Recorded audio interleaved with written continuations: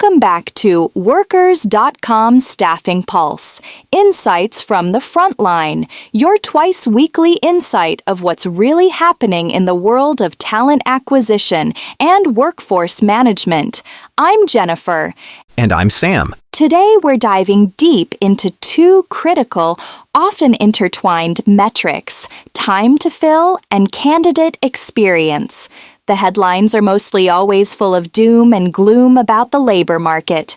But we're here to bring you a data-backed dose of optimism, specifically for our hiring managers out there. Let's talk about how stabilizing time to fill isn't just about speed, but about creating an experience that actually attracts and retains top talent. Absolutely, Jennifer. And that's the key, isn't it? For so long, time to fill has been treated as this isolated number, a race against the clock. But when you look at the data, and more importantly, when you talk to candidates, you see the profound impact that the process has on that metric and on the quality of hire. Exactly. So let's start with time to fill. What are we seeing on the ground, Sam, that might surprise people who are just reading the generic market reports? Well, Jennifer, the broad strokes often paint a picture of an impossibly tight market where every opening takes months to fill. And yes, for some highly specialized or senior roles, that can still be true. However, what we're observing with our clients and through our internal data analysis is that companies that are actively focusing on optimizing their recruitment process are seeing significant improvements, often much faster than they anticipate. We're talking about reducing time to fill by 15 to 20% in some cases, just by implementing smarter strategies. That's a huge difference. And what are some of those smarter strategies you're seeing making the biggest impact? It's multifaceted, but a few things consistently rise to the top. First, it's about pre-planning and pipeline building. Instead of waiting for a requisition to drop and then scrambling, forward-thinking organizations are continuously nurturing talent pools for critical roles. They're engaging with potential candidates long before there's an immediate need. So, it's proactive rather than reactive.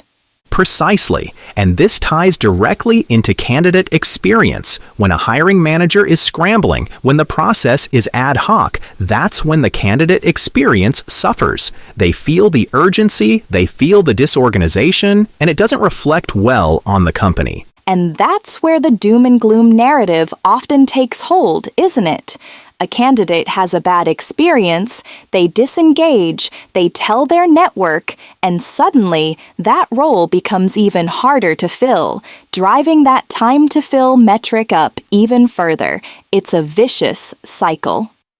Exactly. But the good news is, the reverse is also true. A positive candidate experience can actually shorten time to fill. Think about it from a hiring manager's perspective. If you have a well-defined process, if candidates are engaged and informed at every step, they're more likely to stay interested, to accept an offer, and to refer others. Let's break down that candidate experience piece further. What are the key elements that hiring managers can influence to create a positive experience even when the market feels challenging? Communication is paramount, and I don't just mean sending an automated rejection email. I mean clear, consistent, and timely communication. This starts from the very first touch point. Is the job description clear and compelling? Does it accurately reflect the role and the company culture? And does it set realistic expectations? Because sometimes a job description can be so aspirational that it sets candidates up for disappointment. Absolutely. Then, consider the application process itself. Is it streamlined? Is it mobile-friendly? Candidates are applying on the go. A clunky, multi-step application that requires them to re-enter information they've already provided is a major turnoff. And the interview process. This is where so many opportunities are lost. Hiring managers need to be prepared for interviews. They need to have a clear understanding of what they're looking for, and they need to be able to articulate that to the candidate. And equally important, they need to be respectful of the candidate's time. Back-to-back interviews with no breaks or interviews that run significantly over time signal a lack of respect. And those lengthy delays between interview stages, that's a killer.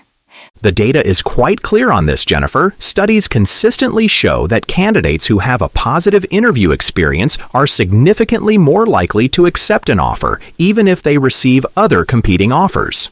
Conversely, a negative experience, particularly feeling ghosted or undervalued, can lead them to withdraw their candidacy or accept an offer elsewhere. So, for a hiring manager, what's the tangible benefit of investing in candidate experience beyond just being a nice-to-have? The tangible benefit is a shorter time to fill and a higher quality of hire. When candidates feel valued, respected, and informed, they are more engaged throughout the process. They're more likely to be honest about their motivations, their salary expectations, and their other opportunities. This leads to better decision-making for everyone. And it also means that when you do extend an offer, it's more likely to be accepted. Think about the cost of a role remaining open. It's not just the lost productivity, it's the strain on the existing team, the missed business opportunities, and the potential for that role to become even harder to fill as the market continues to evolve. Let's talk about the data. What specific metrics, beyond just the raw time-to-fill number, can hiring managers look at to gauge candidate experience? That's a great question. We often look at offer acceptance rates. A declining offer acceptance rate is a red flag, and it often points to issues in the candidate experience or the competitiveness of the offer itself. Another key metric is candidate feedback, often gathered through post-application or post-interview surveys. This feedback, when analyzed properly, can highlight specific pain points in the process. We also see value in looking at the source of hire. Are you consistently getting good candidates from certain channels? If those channels start to dry up, it might indicate that your employer brand, which is heavily influenced by candidate experience, is taking a hit. And what about retention? There's a strong correlation between a positive onboarding experience, which is a direct extension of the candidate experience, and long-term employee retention. A candidate who felt well prepared and welcomed from the initial application through their first few weeks is far more likely to stay with the company. So it's not just about filling the seat, it's about filling it with someone who is going to be a long-term, productive member of the team. Exactly. And this is where the data-backed optimism comes in. The narrative that the market is impossible to navigate is only true if you're not adapting. Companies that are focusing on creating a positive candidate experience, even in a challenging market, are not only seeing their time-to-fill metrics improve, but they are also building stronger talent pipelines and ultimately stronger teams. Let's give some concrete, actionable advice for our hiring managers listening right now. If they want to improve their time to fill and candidate experience, where should they start? First, map your current process. Understand every single step from requisition to offer acceptance. Identify bottlenecks and points of potential friction for the candidate. Second, prioritize communication. Implement a communication cadence. Let candidates know when they can expect to hear from you, and then follow through. Even a quick update saying, "We're still reviewing applications," is better than silence. Third, empower your interviewers. Provide them with training on effective interviewing techniques and the importance of candidate experience. Equip them with the information they need to answer candidate questions thoughtfully. Fourth, streamline where possible. Look for opportunities to reduce unnecessary steps or delays in the process. Can you combine interview stages? Can you leverage technology to automate certain parts of the process without sacrificing the human touch? And fifth, gather feedback. Actively solicit feedback from candidates, both those who are hired and those who are not. Use that feedback to continuously improve. And I would add a sixth point, Sam. Partner with your recruiting team or staffing partners. They are on the front lines. They have insights into candidate behavior and market trends that can be invaluable in refining your process. We often see the most significant improvements when hiring managers and recruiters collaborate closely.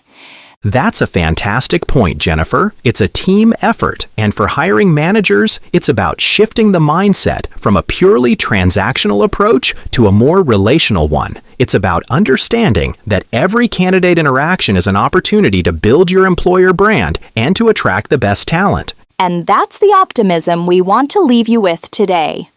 The labor market presents challenges, yes, but it also presents opportunities for those who are willing to adapt and innovate. By focusing on a streamlined, communicative, and respectful candidate experience, you can not only shorten your time to fill, but also build a more engaged and effective workforce. So, to our hiring managers, remember that your process is a reflection of your company. Make it a positive one. That's it for this episode of Workers.com Staffing Pulse, Insights from the Frontline. Join us again for more expert advice and real-world data to help you navigate the ever-evolving world of work. Thanks for listening, and be sure to follow and subscribe. You'll find us on all major podcast platforms, such as Apple Podcasts, Spotify, YouTube, and more. Until next time.